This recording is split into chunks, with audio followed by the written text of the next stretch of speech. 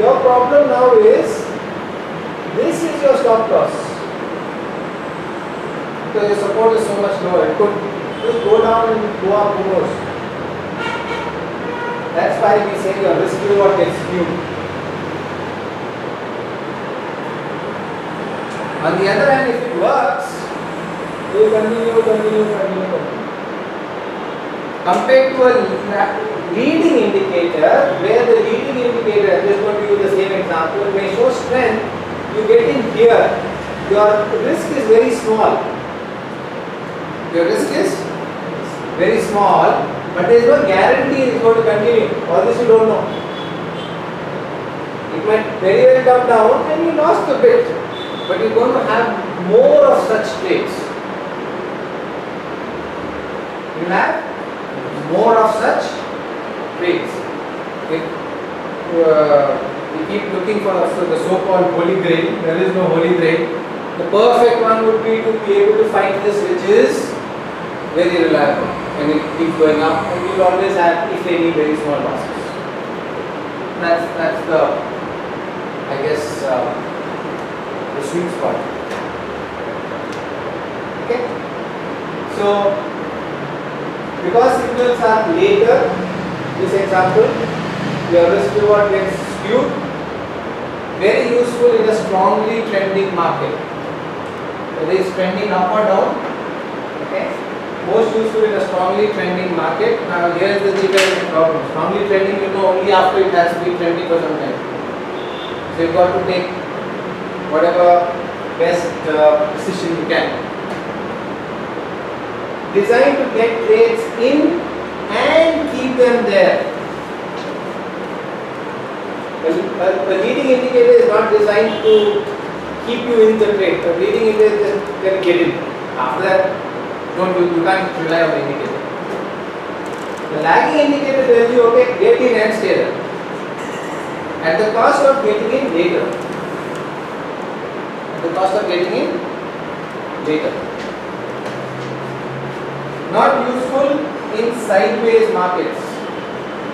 You do not use lagging indicators in sideways market. If you did that in a sideways market is going like this. Okay?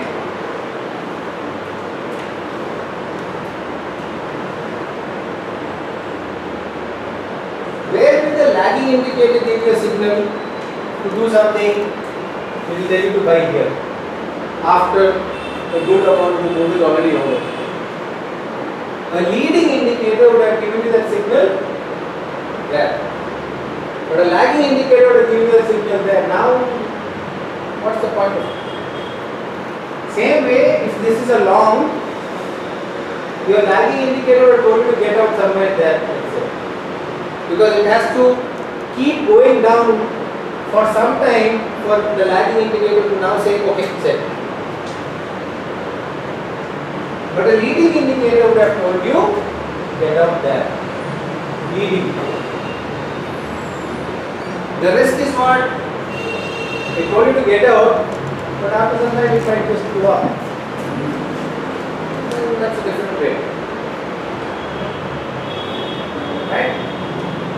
So, one of the things to keep in mind when you use indicators, like we said, as we progress, one of the things we're going to do is look at what combination of indicators we're going to use, or which indicator you should pay attention to.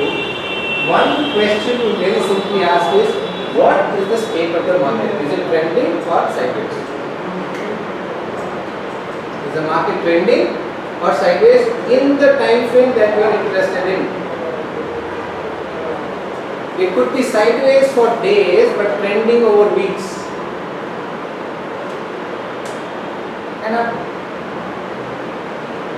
Okay? It could be sideways for days but trending over weeks.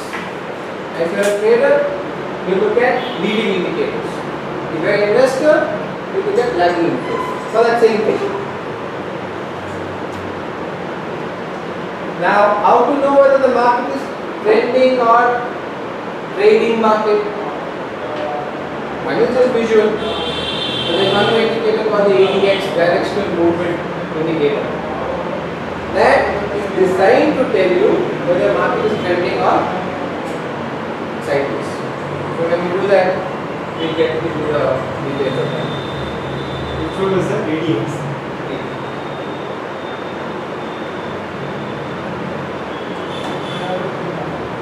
Any questions? Leading, lagging?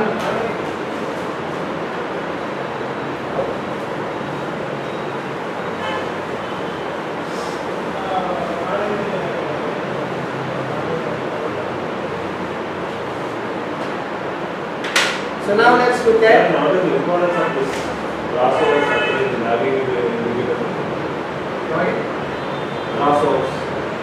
when we come to this discussion. So is there a hierarchy within the indicators? As in, You hierarchy 1 is you look at whether the market is trading or trending. And based on that, you go to hierarchy 2 and hierarchy 3 like that. What is step 1, step hierarchy may be a wrong word. okay, no, I think I get the question. You could do exactly what you said. So ask whether it's trending and versus trading, and if it is trending, do this. If it is trading, do that, and put an algorithm as such. The challenge with that is, are you as a trader, as an investor, flexible to do all sorts of trades?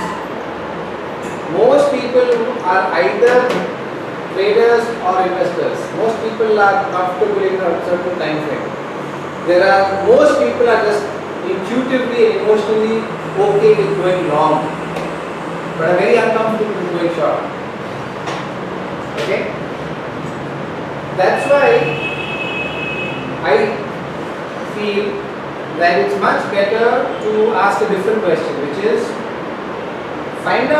figure out who you are, and then say, for this sort of a person, these are the indicators that I should use.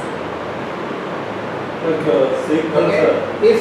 If you are a person like most people who prefers to basically be long, then you don't want to get into too much of trading stuff.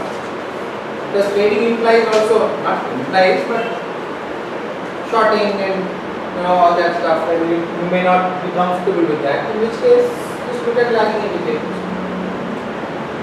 If you are a person who is not finicky about opinions, you are flexible about changing your view, right? And you are, when I say flexible, I really mean at an emotional level. No qualms about today morning. I said you're a friend. In the evening I said, bugger off. Tomorrow morning I come and say, happy you're my friend. Very tough emotionally to be, equidistant that way. But I'm using these examples because that is how you will be in the market. Emotions are very strong. If without being too emotionally attached to your opinions, you can switch opinions, then you are probably a good trader. In which case I would look for leading indicators. Right? So there are two ways as starting points. One, okay, learn all this and start with leading trending or this. If it is trending, I will do this type of trading or investing. If it is sideways, I will do this. Okay. Not many people are that flexible. The other way is figure out who you are and say, within this framework, what works. And so let me get the best of what is required for this context, and I will build my template from there. Or using that ADX indicators, we can make out the trend whether it's sideways or it's trending. Accordingly, you can plan our strategy, right? It's reading and planning. You could use indicators not so much for decision making as for scanning. So you scan the entire basket of stocks and say, okay, which are trending, which are sideways. I don't want the sideways ones, I want only the trending ones. Then I will use only that and I will do my standard technical analysis and forget about indicators after that. My indicator usage is only for segregating stocks into various groups. And then I look at the raw chart, like Dow chart, candlestick chart, that's it, without indicators, and say, okay, these are all trending stocks, or let's put it even refine it. Sideways stocks, one group, uptrending stocks, second group, downtrending stocks, third group. Okay, use let's say ADX to filter out a set of stocks, not 500, 1000, 5000, doesn't matter.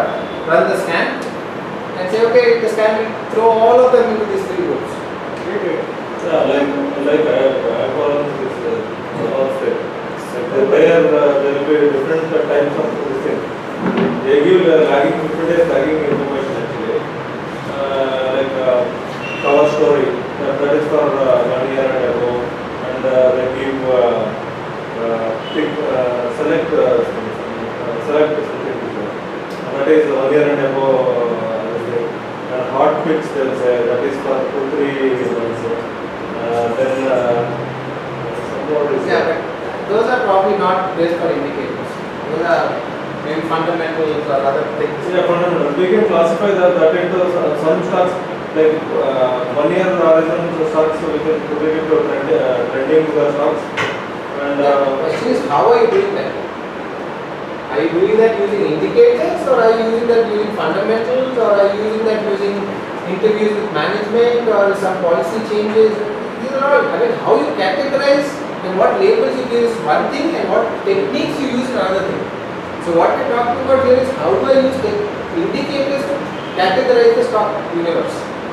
that's okay. To write the range of stocks, how to scan this one? That you make software. You need to have a good software for that because This charting software will work on how will you?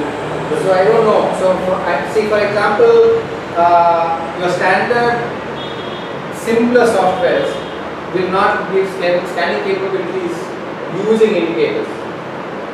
Right? I have not seen that capability on any of the free websites. No, Investor has some capability. No, they have like 52 we have 52. No, that's not indicators. You have MACD, RSI, stuff is there in Investor. Right? You just click and say scan for this. Check that. And you can also say scan for only Nifty stocks, or scan for only FNO stocks, or scan for only NSE stocks. You can do that in Investor. I haven't used it much, but I know the capability is there. If you're using AmiBroker, on the other hand, it is completely flexible. You need to learn some basic AFL, AmiBroker formula language. Somebody like you, it will be an easy thing to do, right? Anybody can use it. It's actually not programming language. It's all written in more language which is market driven. Right. We need to customize ourselves or ready default or something. In AmiBroker, you have to customize. You have to write the code, or you get people who write code for you, or you get thousands of free resources. Now, the problem with free resources is that what you were looking for. You can't just plug in something and say, I will use this. You should know exactly what that is doing, no? Yeah. That's the thing. So it all depends on your degree of skill, I would say, right? Suppose in the AmiBroker, if I am using RSI, how do I customize actually? That's really not my strength, and I don't get into coding. I have friends who luckily do that. I'd rather do this alone. How I'll put you in touch with them. That's the best. Or It's a GUI preferred or backend code? no, you have to write the code in AmiBroker. GUI as in just drag something, drop something, and say find this. Some fields, conditions, It's basically that only. Basically, this is a set of Euclidean conditions. You can say MACD greater than this, RSI greater than this. I like that. Yes, But it has a software which allows you to just enter that. Yeah, that's right. I'm just resistant to the idea of doing it myself.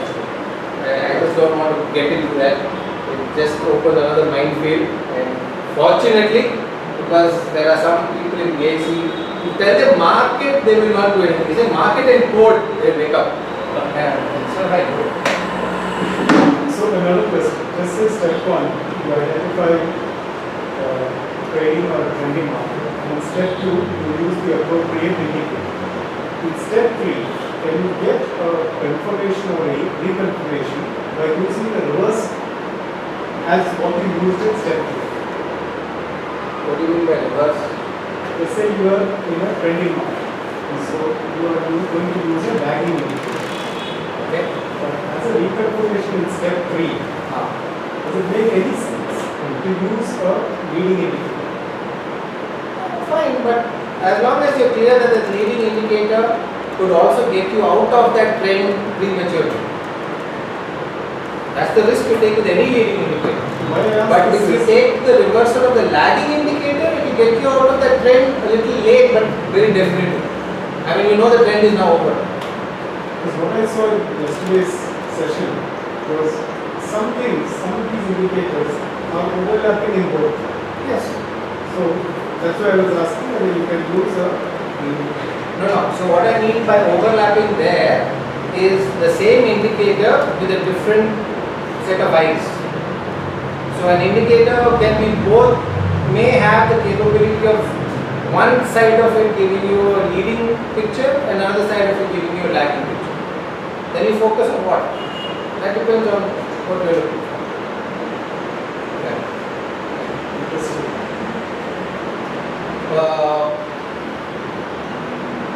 A little early, but nevertheless. Another thing is you use the same indicator but with different periodicities. So whether it's RSI or MACD or whatever, you have say 10, 30, 15, 100. I will give you different stuff. Then One you below the other. only one indicator. And maybe the shorter term you can look at as leading and the longer term as lagging. There is really no limits to what we can do. I think the really important thing is there some logical consistent framework on that? There are a lot of people who will use only one or two indicators and that's it. They don't bother about anything else. The others will want 10, 20 on a screen and do all sorts of complex things. Right, there are others, like I just said, take one indicator, just put different time frames on it. And this is, I mean, since we start talking about this is the reason that I somehow have never been comfortable with saying this is a template, just use it.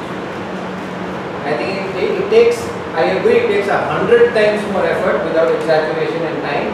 But if you spend that 100 times more effort and time to figure out your requirements, then that stays with you for life. Rather than always taking some pre-configured thing, especially if you go into Ami Broker, this AFL, you get literally millions of AFL free code out there. And what do you want to do? Just go, man. So I think it's much better than to dive. See, it's okay, bad example, but you go into a chocolate factory, okay, you go into a chocolate shop. You know, now in India, in all the malls, you have this one shop only selling candies, you know, all different colors. When the kids go there, you have to spend $500 there, right? Basically the same base, but different color, different flavor, different this, different that. And this is nothing compared to a chocolate shop that you get abroad, which will be like 10 times bigger and will have so much more variety, right? So you spend your time, you're so fascinated, and you're buying this, you're buying that, you can't decide what to buy, this, little, and finally your blood report comes out and says you're diabetic. All gone. If you had figured out that blood report first, you would have not gone into the shop and wasted so much time and become crazy. Now you will spend the rest of your next 5 years thinking, I wish I was not a diabetic, I wish I was like this, I wish I am not dealing with the situation, no. If I figured it out, I would have gone into an organic shop and say, okay, what is healthy for me, what exercise should I do, you know, flat. That's my approach. It takes more time, and in that more time you feel left out because some other bugger is making money right next to you and you saying, what the hell am I doing? Where you feel like you've been left out, you're missing out and all that. I don't know, I just feel if it takes you 5 years, it takes you 5 years. Some people are lucky, they figure it out in 5 months. Figure it out. Figure out your game and then you pay the bill. Yeah. Anything else? Okay. So last one for this section today. Oscillators versus non-oscillators. Sort of touched upon it yesterday. Quite simple actually. An oscillator is an indicator that fluctuates between fixed levels around the center line. Okay. I've said there or around the center line because some indicators, I mean, though they may be visually a center line, they may not be. It's the boundaries that are important. The center is not so important. Some indicators, the center line is important and the boundaries are important. When we do each of the indicators, we'll get into that detail. So, for example, what are called centered oscillators versus banded oscillators. So, centered oscillators are like MACD and ROC. Now, what is a centered oscillator? It has no center line, but really has no extremes. It could go as high or as low as possible. It does oscillate around that center line. How high or how low will it go? It will be tough to say because that's the nature of the indicator. A banded oscillator, on the other hand, is something which cannot go above or below a certain limit, and it just stays at that minimum or close to that, or at that maximum or close to that. In that case, the center line is not important. You are more interested in that boundaries, and when it's in the center, it doesn't tell you this or that. Its use is when it's at the boundaries. When it's at the center, it doesn't tell you much. Oscillators, the thing about an oscillator is they cannot trend for a sustained amount of time. So, if an oscillator is at an end, at an extreme, just by the very definition, you cannot stay at extremes for long periods of time. And it's very simple. Even if you're just sitting on a chair, you cannot sit on a chair for hours and hours and hours. You will get up after a few minutes or half an hour, 45 minutes.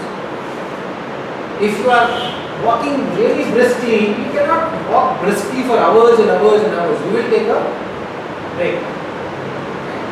So if you are looking for that sort of activity, you know that that sort of activity is temporary.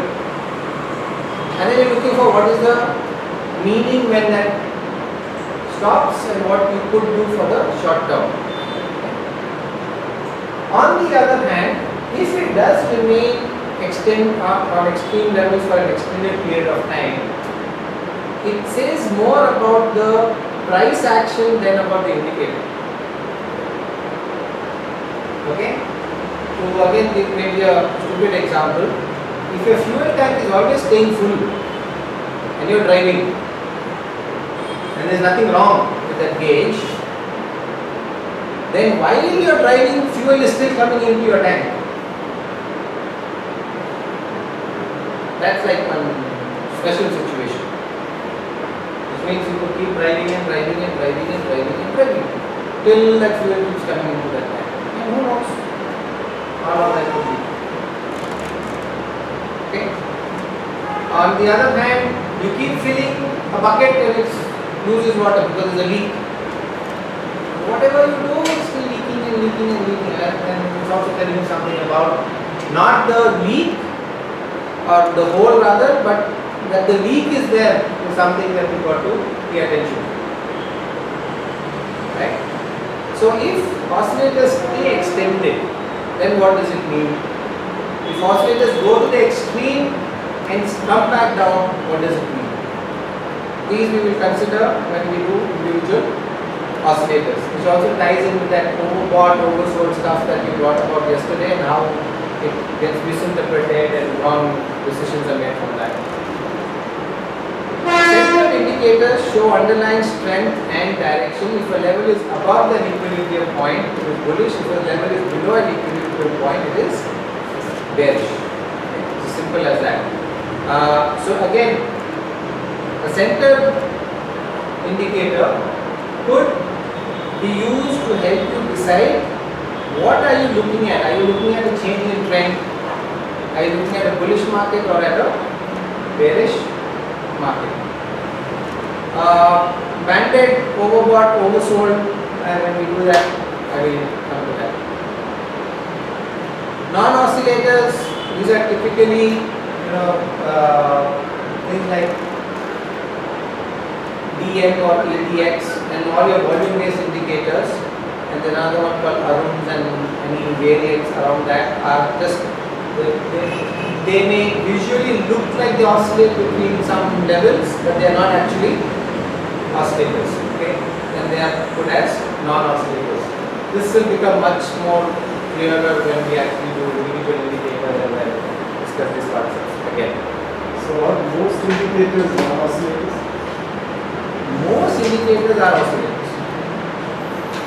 Most of the indicators that most people use are like your RSI or MACD or even your, I guess ROC is not even ROC or stochastics.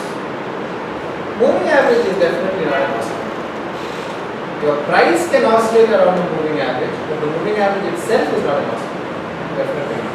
Your Bollinger Band, your envelopes, your Keltner channels, all those, none of them are oscillators.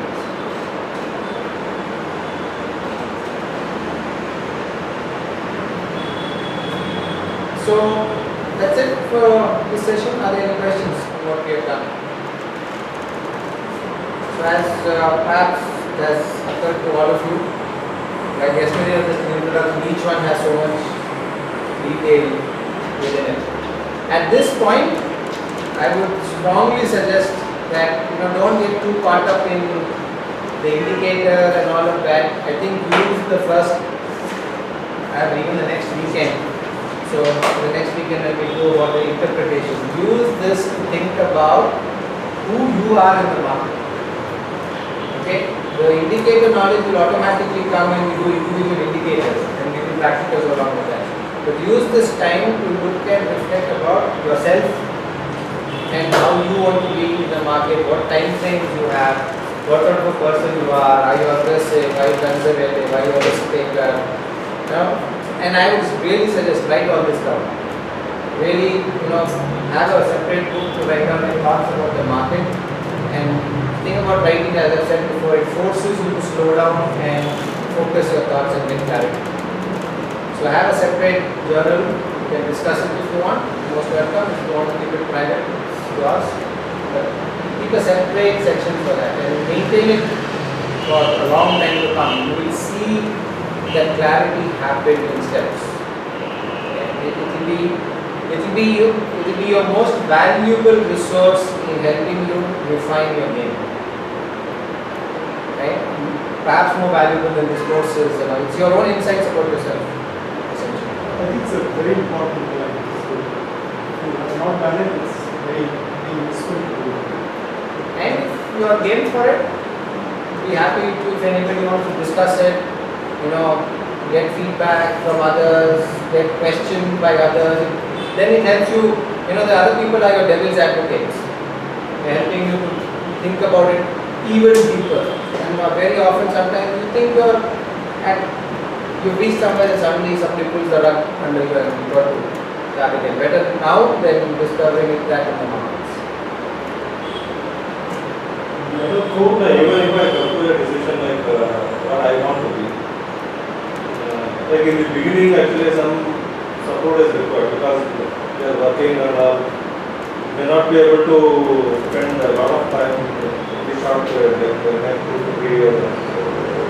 So how if I like that if I attend competency in the IMR, will that help into my this? I don't think the IMRs are designed for that.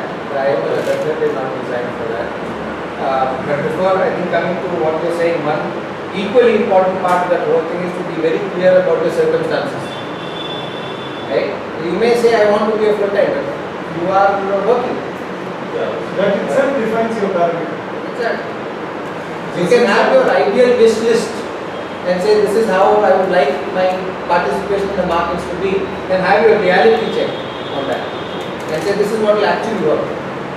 You may say, I want a Ferrari, but I have only 10 lakhs. So if when I get 1 crore, I'll get the Ferrari. But right now, give me the 10 lakhs and buy your Maruti. At least do that. And these two cannot agree with me because he's already in this full time and he's of course big time. But my suggestion is please don't throw out your job. You work unless you are of a different. No, I mean, thing is that depends upon their like what do you work for own norms. Yeah, I'm not saying anything Not against a job. Yeah. It's a good. You are doing your own business. And that's perfectly fine. That's exactly. So yesterday I heard Rajesh say about 3 years now. I mean, if you want, you do it. But I would not advise it. I think you need to work because there is a lot of other related satisfaction that you get out of that. I'm talking from my personal experience. It may be different from the other people who do. He worked in the Navy for a considerable amount of time before getting into it. Now if you ask him to go back into the Navy, he may not. But that's where you start. Yes, unwanted advice, but sorry. So, see, ultimately, I think as far as this particular topic of full-time markets versus anything else is concerned, there are few critical things. One is a salaried person is a person who's gotten used to a steady amount of money coming in, irrespective of anything else. Unless you're really bad at your job, you will get your salary. Right? You can afford to be sick, take sick leave, get paid leave, everything. Markets are not like that. Markets will only pay you if you play the game, when you play the game, and if you play it right. There is no scope for empathy, sympathy, oh it's okay, we will support you, it's okay, you go sleep, I will do your work, forget it. That 1% guy who is sitting there on top, ruthless, not he was saying it, ruthless guys, very intelligent, and they are using their intelligence to the purpose what they are actually for. And they are ruthless and they will take it. Anyone. And we are not up to that mark, it is never near. So one is that I think it's a very important psychological and emotional issue. I am not really bothered nowadays about financial issues, right? Because I know one thing very, very clearly, making money is not tough at all. If you crack any game, run a business, be an entrepreneur, sell milk, be a newspaper wala, be a cab driver, you can make any amount of money. That's not a problem. Right? The question is, are you built for that? Are you built for that? That is the question. So if you're going to take on markets full time, the question you have to ask yourself is, can you deal with all the stuff that the market will? It's a package. The context of the market is uncertainty. Jobs themselves are uncertain. By life itself is uncertain in principle, but that's not how a salaried person looks at it. No, things like that. See, I have some commitments, some work, get clear, and over a period of time I'll build some purpose. I'll put some fixed income, and some purpose I'll use for trading or investing or whatever. Over a period of time, if I feel confident, I can switch. Right. So see, one is emotional thing, right? The second thing is, I think,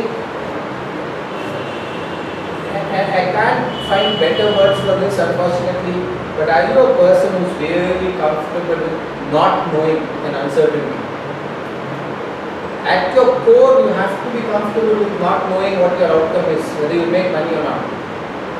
And 99% of the world's population cannot deal with that. I have to go to my work tomorrow. Right? My logic is like this. Whatever amount I am saving after all my commitments, that much money, if I get it from other source, say via whatever, liquid funds and others.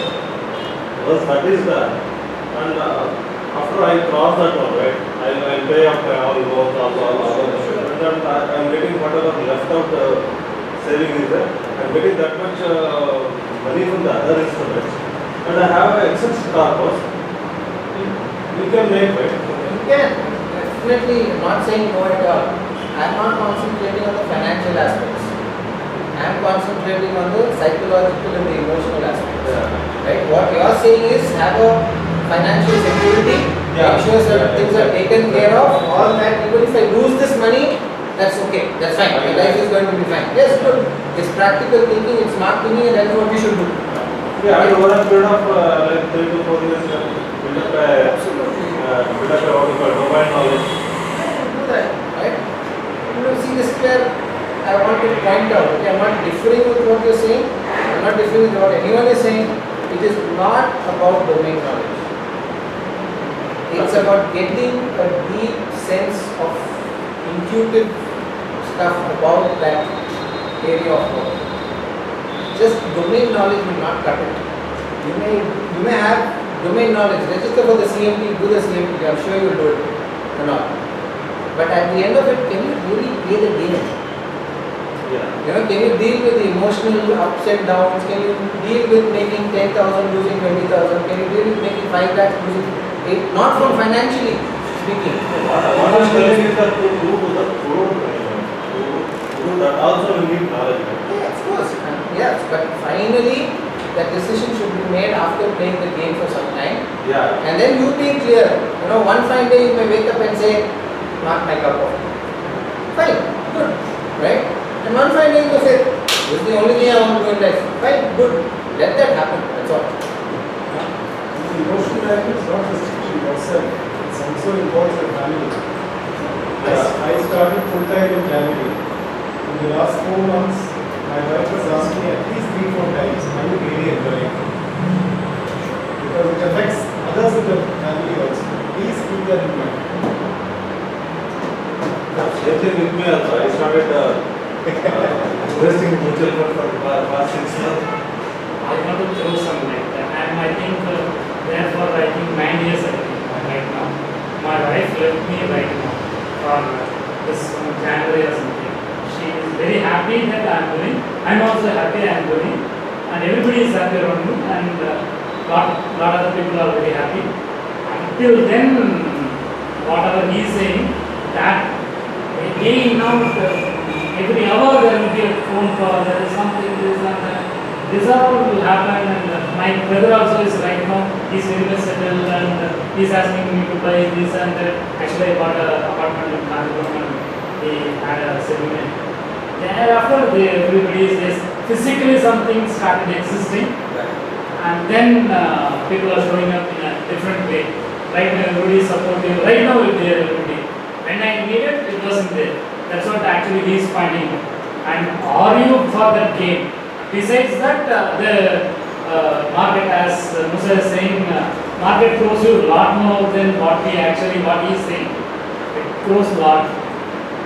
Good, bad, EP next I attended. I told my wife that I'm going for Oracle training. Only she came to know that I'm going for It is somebody else. That guy was Oracle itself. Oh yeah. Okay, so now I'm telling.